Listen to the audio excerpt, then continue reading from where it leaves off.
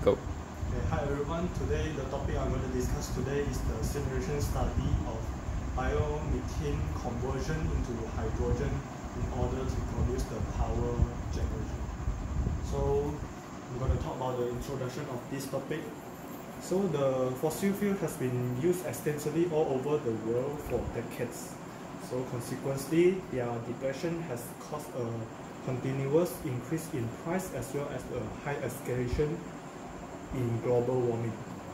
Therefore, the research and development sector have made a great effort for finding alternative energy sources such as the biomass, solar, wind and natural gas, and biogas.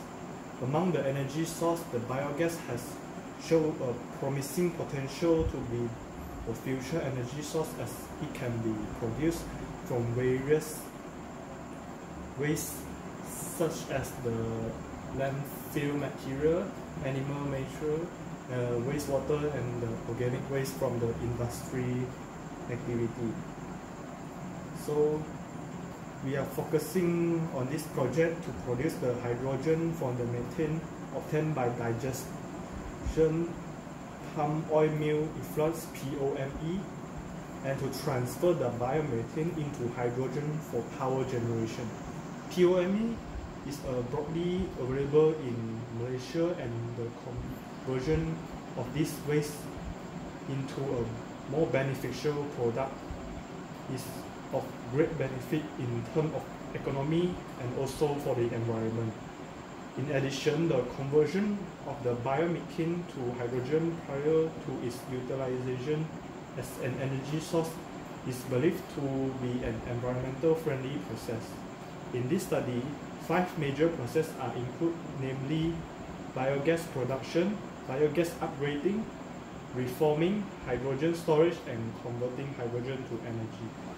The biomethane obtained from the anaerobic digestion was used for hydrogen gas production to generate 500 kilowatt of power.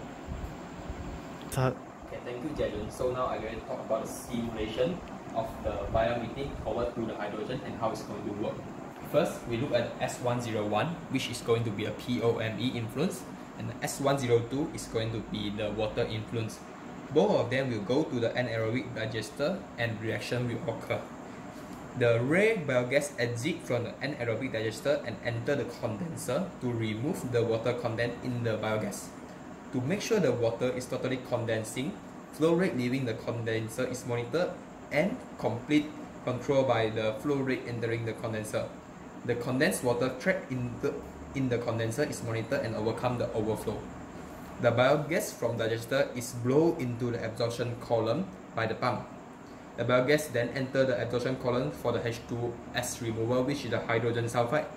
The solvent for removal H2S is NaOH, which is going to pump into the system, where the pump pressure is controlled by the vessel pressure. The operation condition is monitored by pressure gauge and thermocouple for high efficiency. The spent solvent goes out of the column is maintained by the level controller over here.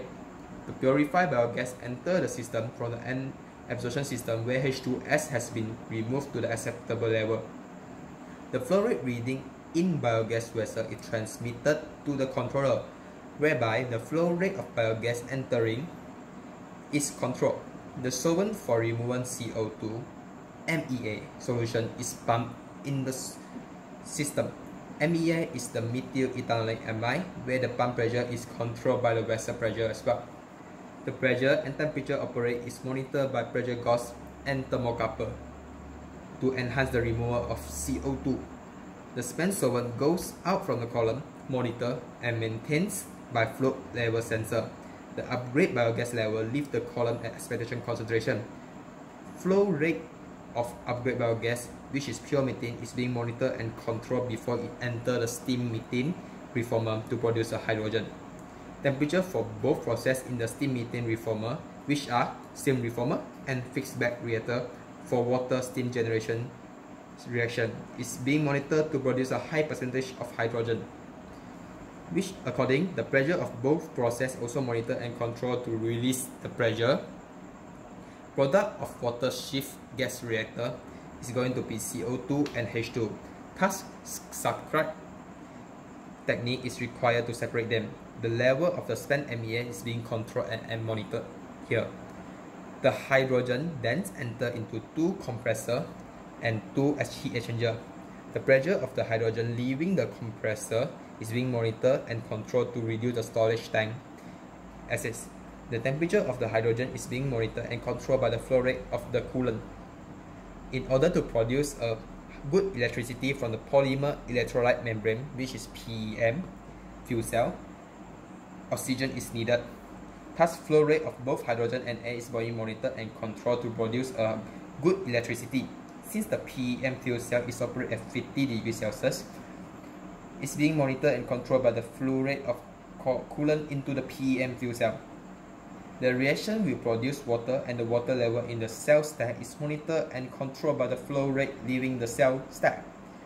Then I will pass to Jiajun again. Okay, now I'm going to make a conclusion for this whole process.